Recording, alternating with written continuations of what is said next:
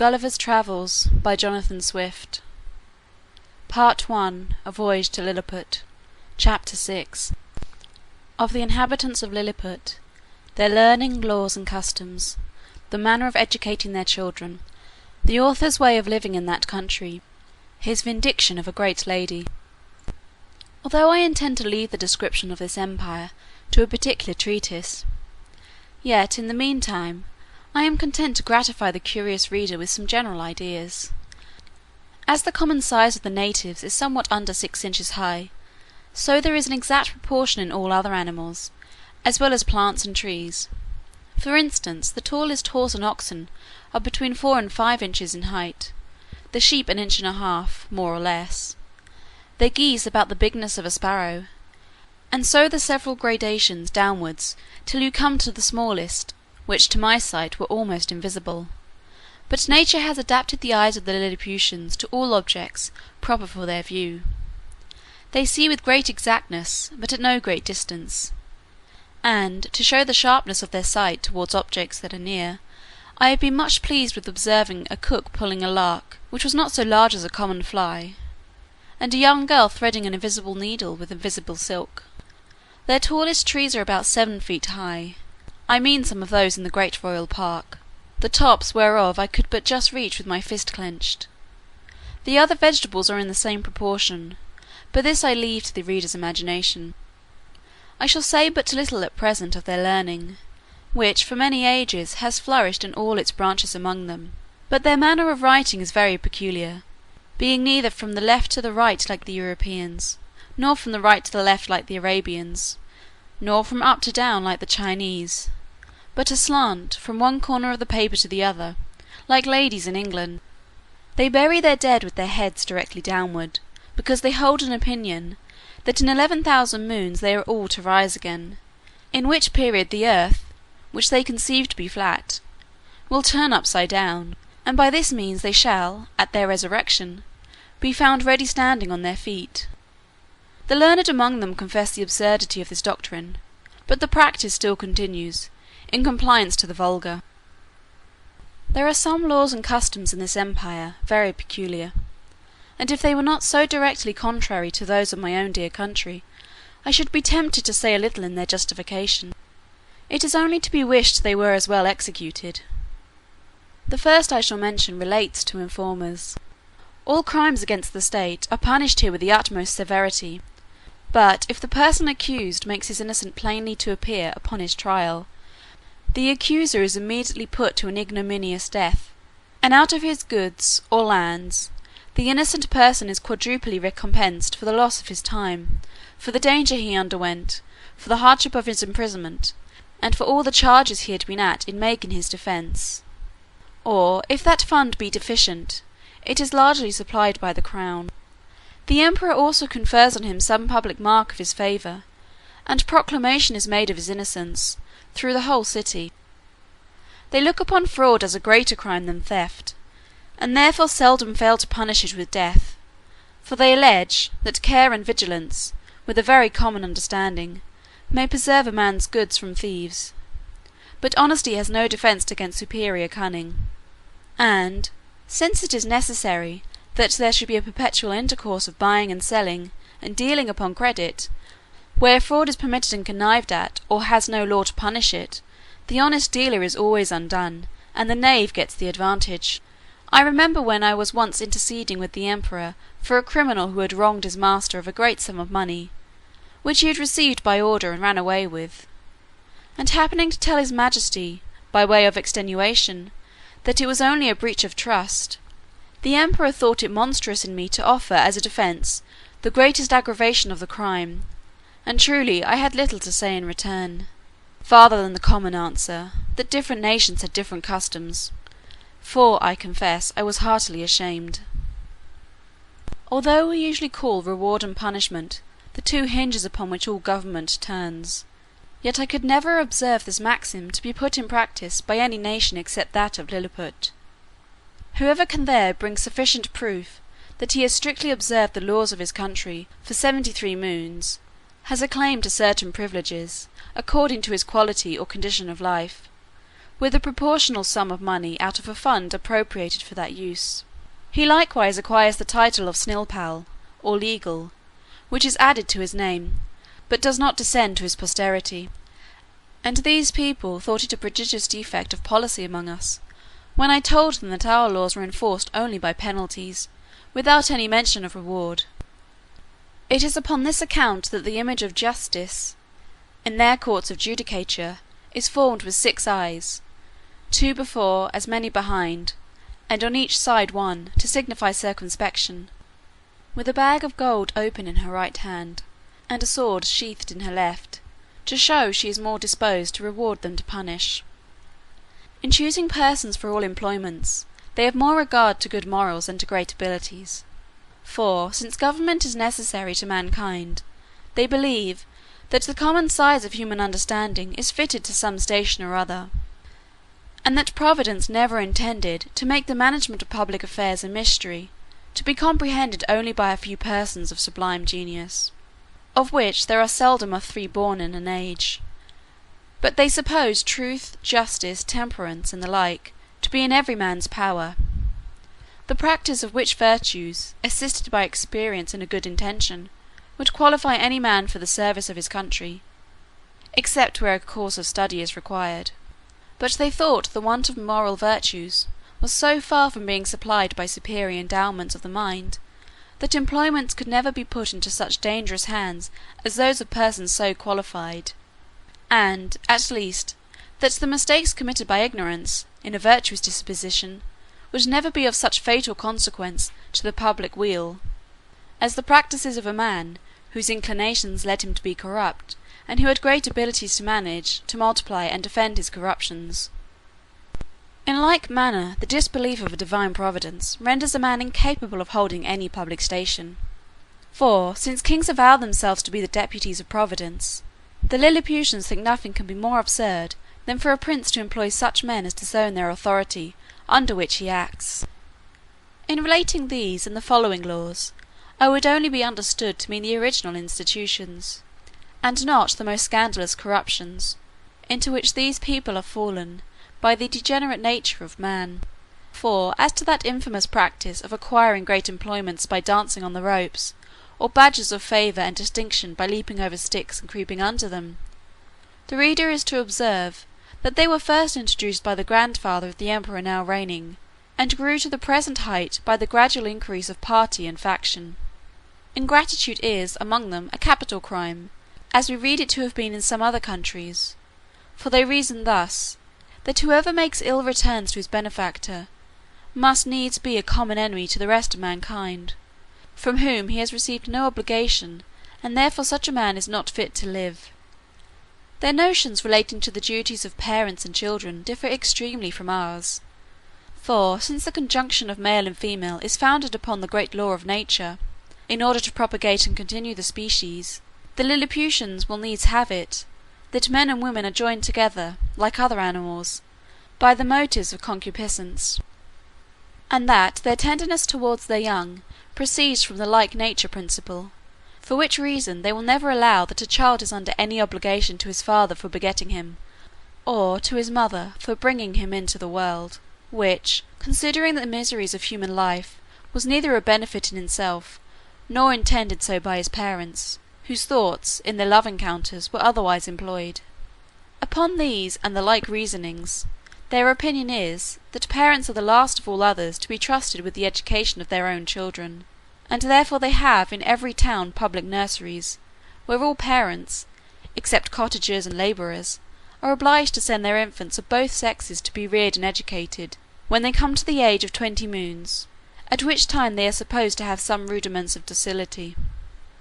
These schools are of several kinds, suited to different qualities and both sexes. They have certain professors well skilled in preparing children for such a condition of life as befits the rank of their parents, and their own capacities, as well as inclinations. I shall first say something of the male nurseries, and then of the female. The nurseries for males of noble or eminent birth are provided with grave and learned professors, and their several deputies. The clothes and food of the children are plain and simple. They are bred up in the principles of honour, justice, courage, modesty, clemency, religion, and love of their country. They are always employed in some business, excepting the times of eating and sleeping, which are very short, and 2 hours for diversions consisting of bodily exercises. They are dressed by men till 4 years of age, and then are obliged to dress themselves, although their quality be ever so great, and the women attendant, who are aged proportionally to ours at 50, perform only the most menial offices. They are never suffered to converse with servants, but go together in smaller or greater numbers to take their diversions, and always in the presence of a professor or one of his deputies, whereby they avoid these early bad impressions of folly and vice, to which our children are subject. Their parents are suffered to see them only twice a year. The visit is to last but an hour. They are allowed to kiss the child at meeting and parting, but a professor, who always stands by on those occasions, will not suffer them to whisper, or use any fondling expressions, or bring any presents of toys, sweetmeats, and the like. The pension from each family for the education and entertainment of a child, upon failure of due payment, is levied by the emperor's officers. The nurseries for children of ordinary gentlemen, merchants, traders, and handicrafts, are managed proportionally after the same manner. Only those designed for trades are put out apprentices at 11 years old, whereas those of persons of quality continue in their exercises till 15, which answers to 21 with us, but the confinement is gradually lessened for the last 3 years. In the female nurseries the young girls of quality are educated much like the males, only they are dressed by orderly servants of their own sex, but always in the presence of a professor or deputy, till they come to dress themselves, which is at 5 years old. And if it be found that the nurses ever presume to entertain the girls with frightful or foolish stories, or the common follies practised by chambermaids among us, they are publicly whipped thrice about the city, imprisoned for a year, and banished for life to the most desolate part of the country. Thus the young ladies are as much ashamed of being cowards and fools as the men, and despise all personal ornaments beyond decency and cleanliness. Neither did I perceive any difference in their education made by their difference of sex, only that the exercises of the females were not altogether so robust, and that some rules were given them relating to domestic life, and a smaller compass of learning was enjoined them. For their maxim is, that among peoples of quality, a wife should always be a reasonable and agreeable companion, because she cannot always be young. When the girls are 12 years old, which among them is the marriageable age, their parents or guardians take them home, with great expressions of gratitude to the professors, and seldom without tears of the young lady and her companions. In the nurseries of females of the meaner sort, the children are instructed in all kinds of works proper for their sex, and their several degrees. Those intended for apprentices are dismissed at 7 years old, the rest are kept till 11. The meaner families who have children at these nurseries are obliged, besides their annual pension, which is as low as possible, to return to the steward of the nursery a small monthly share of their gettings, to be apportioned for the child, and therefore all parents are limited in their expenses by the law. For the Lilliputians think nothing can be more unjust than for people, in subservience to their own appetites, to bring children into the world, and leave the burden of supporting them on the public. As to persons of quality, they give security to appropriate a certain sum for each child, suitable to their condition, and these funds are always managed with good husbandry and the most exact justice. The cottagers and labourers keep their children at home,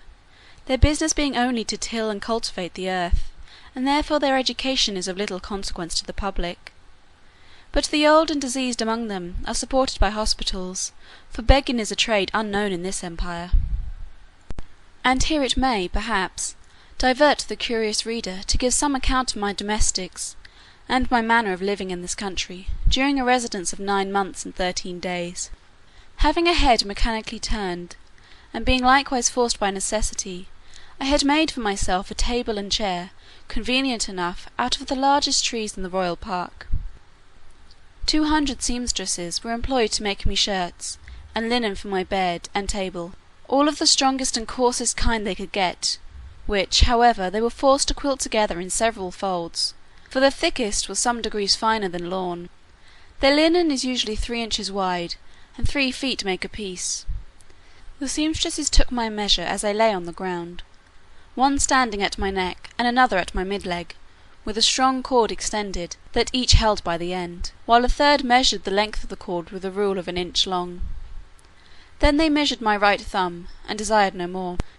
for, by a mathematical computation, that twice round the thumb is once round the wrist, and so on to the neck and the waist, and by the help of my old shirt, which I displayed on the ground before them for a pattern, they fitted me exactly. 300 tailors were employed in the same manner to make me clothes, but they had another contrivance for taking my measure. I kneeled down, and they raised a ladder from the ground to my neck. Upon this ladder one of them mounted, and let fall a plumb line from my collar to the floor, which just answered the length of my coat, but my waist and arms I measured myself. When my clothes were finished, which was done in my house, for the largest of theirs would not have been able to hold them, they looked like the patchwork made by the ladies in England, only that mine were all of a colour. I had 300 cooks to dress my victuals, in little convenient huts built about my house, where they and their families lived, and prepared me 2 dishes apiece. I took up 20 waiters in my hand, and placed them on the table. 100 more attended below on the ground, some with dishes of meat, and some with barrels of wine and other liqueurs slung on their shoulders, all which the waiters above drew up, as I wanted, in a very ingenious manner, by certain cords, as we draw the bucket up a well in Europe. A dish of their meat was a good mouthful, and a barrel of their liqueur a reasonable draught. Their mutton yielded to ours, but their beef is excellent. I have had a sirloin so large that I have been forced to make 3 bites of it, but this is rare. My servants were astonished to see me eat it, bones and all, as in our country we do the leg of a lark. Their geese and turkeys I usually ate at a mouthful, and I confess they far exceeded ours. Of their smaller fowl I could take up 20 or 30 at the end of my knife. One day his imperial majesty, being informed of my way of living, desired that himself and his royal consort with the young princes of the blood of both sexes might have the happiness, as he was pleased to call it, of dining with me. They came accordingly, and I placed them in chairs of state upon my table, just over against me, with their guards about them. Houyhnhnms, the Lord High Treasurer, attended there likewise with his white staff, and I observed he often looked on me with a sour countenance, which I would not seem to regard, but ate more than usual, in honour to my dear country, as well as to fill the court with admiration. I have some private reasons to believe that this visit from his majesty gave Houyhnhnms an opportunity of doing me ill offices to his master. That minister had always been my secret enemy, though he outwardly caressed me more than was usual to the moroseness of his nature. He represented to the emperor the low condition of his treasury, that he was forced to make up money at a great discount, that exchequer bills would not circulate under 9% below par, that I had cost his majesty above 1.5 million of sprugs, their greatest gold coin, about the bigness of a spangle, and upon the whole that it would be advisable in the emperor to take the first fair occasion of dismissing me. I am here obliged to vindicate the reputation of an excellent lady, who was an innocent sufferer upon my account. The treasurer took a fancy to be jealous of his wife, from the malice of some evil tongues, who informed him that her grace had taken a violent affection for my person, and the court scandal ran for some time, that she was once come privately to my lodging. This I solemnly declared to be a most infamous falsehood, without any grounds, further than that her grace was pleased to treat me with all innocent marks of freedom and friendship. I own she came often to my house, but always publicly, not ever without 3 more in the coach, who were usually her sister and young daughter, and some particular acquaintance. But this was common to many other ladies of the court, and I still appealed to my servants round, whether they at any time saw a coach at my door without knowing what persons were in it. On those occasions, when a servant had given me my notice, my custom was to go immediately to the door, and, after paying my respects, to take up the coach and 2 horses very carefully in my hands; for, if there were 6 horses, the postilion always unharnessed 4, and placed them on a table, where I had fixed a movable rim quite round, of 5 inches high, to prevent accidents, and I often have 4 coaches and horses at once on my table, full of company, while I sat in my chair, leaning my face towards them. When I was engaged with one set, the coachman would gently drive the others round my table. I have passed many an afternoon very agreeably in these conversations, but I defy the treasurer, or his 2 informers,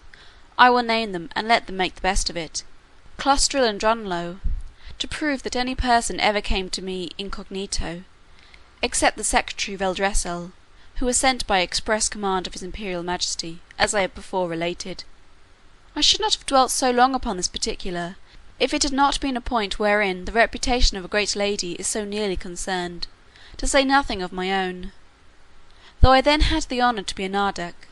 which the treasurer himself is not, for all the world knows that he is only a glumglum, a title inferior by 1 degree, as that of a marquis is to a duke in England. Yet I allow he preceded me in right of his post. These false informations, which I afterwards came to the knowledge of by an accident not proper to mention, made the treasurer show his lady for some time an ill countenance, and me a worse; and although he was at last undeceived and reconciled to her, yet I lost all credit with him, and found my interest decline very fast with the emperor himself, who was indeed too much governed by that favourite. Chapter 7.